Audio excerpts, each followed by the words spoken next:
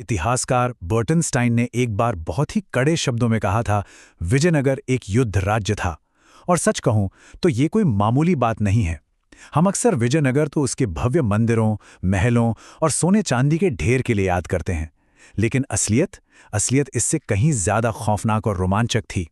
ये साम्राज्य दरअसल एक विशाल, कभी ना रुकने वाली मिलिट्री मशीन था, जिसकी नींव खून और लोहे पर रखी गई थी। आज के इस ऐतिहासिक विश्लेषण में हम इसी युद्ध राज्य की पूरी संरचना को डिकोड करेंगे। हम गहराई से समझेंगे उस असीमित सत्ता, उस अंधी भक्ति और अंत में उस धोखे को जिसने भारत के इतिहास के सबसे ताकतवर साम्राज्यों में से एक को राख में मिला दिया। तो आइए शुरू करते हैं। आगे बढ़ने से पहले चलिए सीधा चलते हैं हमारे पहले अध्याय की ओर, अंतिम राजवंश RV2। तालीकोटा का वो भयानक युद्ध याद है? उसने विजयनगर को खंडरों में बदल दिया था। राख से फिर उठने की एक आखिरी लेकिन हताश कोशिश हमें इस साम्राज्य के अंतिम चरण में दिखती है। जरा इस पर नजर डालिए। संगम वंश ने सबसे लंबे समय तक, पूरे 149 सालों तक एक छत्र राज किया। उसके बाद आया सालू वंश, जो सिर्फ 20 सालों में सिमट गया। फिर तुलु वंश का दौर आया, जिसने साम्राज्य की सीमाओं को चरम तक पहुंचाया। और अंततः 1570 से 1649 तक आराविडु वंश ने कमान संभाली। ये सिर्फ एक टाइमलाइन नहीं है, ये सत्ता के उठने और गिरने की एक पूरी दास्तान है। और ये दास्तान बिना उन महान योद्धाओं के अधूरी है जिन्होंने इसे लिखा। हरिहर प्रथम को देखिए, जिन्होंने होयसल को रौंद डाला। बुक्का प्रथम ने मदुरै को अपने अधीन किया। हरिहर द्वितीय ने अपना परचम सीधे गोवा तक लहराया। और कृष्णदेव राय, उन्होंने तो रायचूर दोआ पर कब्जा करके साम्राज्य को सच में अजेय बना दिया। हर नई विजय के साथ विजयनगर एक भयंकर, ना रुकने वाले युद्ध राज्य में बदलता जा रहा था। अब आते हैं दूसरे अहम हिस्से पर, राजा जो ईश्वर के समतुल्य माना जाता था। अब जरा सोचिए, इतनी तेजी से फैलती हुई सीमाओं को कोई आम इंसान कैसे संभाल सकता है? इसीलिए विजयनगर के राजाओं को राय कहा जाता था। उन्हें ईश्वर के समतुल्य यानी भगवान का ही रूप माना जाता था। राजा के मुंह से निकला हर शब्द सिर्फ एक कानून नहीं था, वो सीधे भगवान का फरमान था। उनके हर राजकीय आदेश पर आपको कन्नड़ लिपि में श्री विरूपाक्ष की मोहर मिलेगी। जब एक शासक खुद को भगवान का रूप मान ले, तो आप अंदाजा लगा सकते हैं कि उसकी ताकत कितनी असीमित हो जाती है।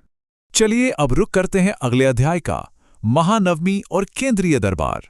साम्राज्य का दिल था वेंकटविलास मंडप। ये वो भव्य सभागार था जहां पूरे साम्राज्य की किस्मत तय होती थी।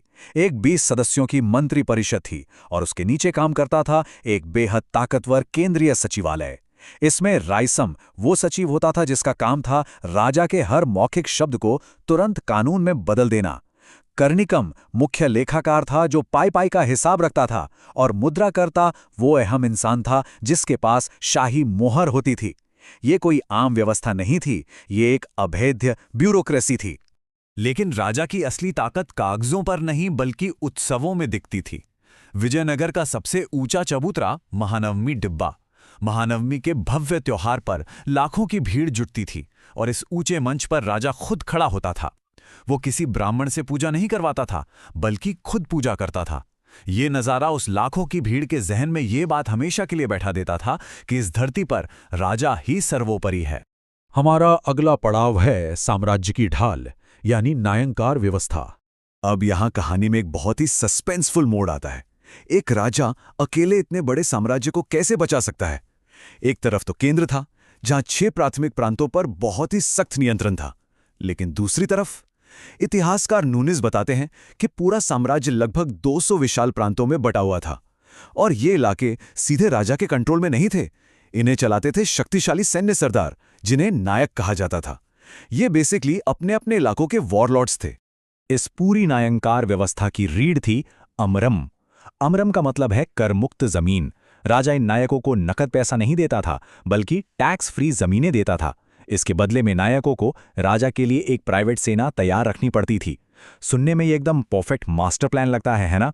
लेकिन यहीं एक बहुत बड़ा खतरा जन्म ले रहा था। ये नायक आनुवांशिक हो गए। पीढ़ियों से चली आ रही बेहिसाब दौलत और अपनी खुद की फौज, ये नायक साम्राज्य के अंदर ही अपने छोटे छोटे साम्राज्य खड़े कर रहे थे। अब बात करते हैं ग्राम प्रशासन की और समझते हैं आयगार व्यवस्था को।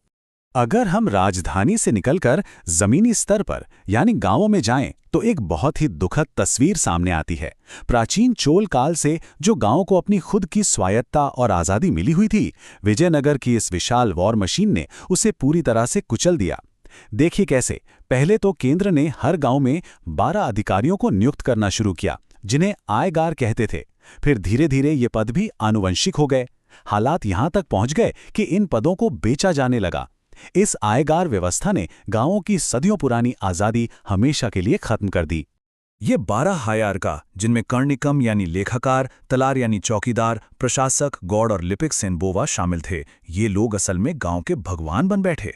इन्हें भी वेतन के बदले करमुक्त जमीनें मिलती थीं। और मजे की बात देखिए, इन सब पर नजर रखने के लिए केंद्र ने ऊपर से एक महानायकाचार्य बैठा दिया। मतलब पूरा सिस्टम जमीन और ताकत के एक भयानक जाल में जकड़ा हुआ था। और अब हम पहुंचते हैं इस दास्तान के आखिरी और सबसे दर्दनाक हिस्से पर, एक समृद्ध साम्राज्य का पतन। इतिहास की सबसे बड़ी विडंबना देखिए। जिस न्यायंकार व्यवस्था को साम्राज्य की रक्षा के लिए एक अभेद्य ढाल की तरह बनाया गया था, वही उसके सीने का खंजर बन गई। जब राजा वेंकट द्वितीय के बाद केंद्र कमजोर पड़ने लगा, तो इन्हीं शक्तिशाली नायकों ने बगावत का झंडा बुलंद कर दिया। मदुरै, तंजौर और मैसूर जैसे राज्यों ने खुद को आज़ाद घोषित कर दिया। जिस ढाल ने बाहरी दुश्मनों से बचाया, उसी ने साम्राज्य को भीतर से छलनी कर दिया। आखिर इस विनाश की जड़ क्या थी? अगर गहराई से देखें तो इसके दो सबसे बड़े कारण थे, इसकी अंधी कर देने वाली दौलत और इसके अनगिनत दुश्मन। विजयनगर इतना समृद्ध था कि दुनिया भर की बाहरी ताकतें इसे लालच भरी नजरों से देखती थीं, और अंदर अंदर यही दौलत उन नायकों के बीच मौत का खेल खेल रही थी। बाहर से दुश्मनों की फौजें और अंदर से अपनों का धोखा। साम्राज्य का अंत तो तय था।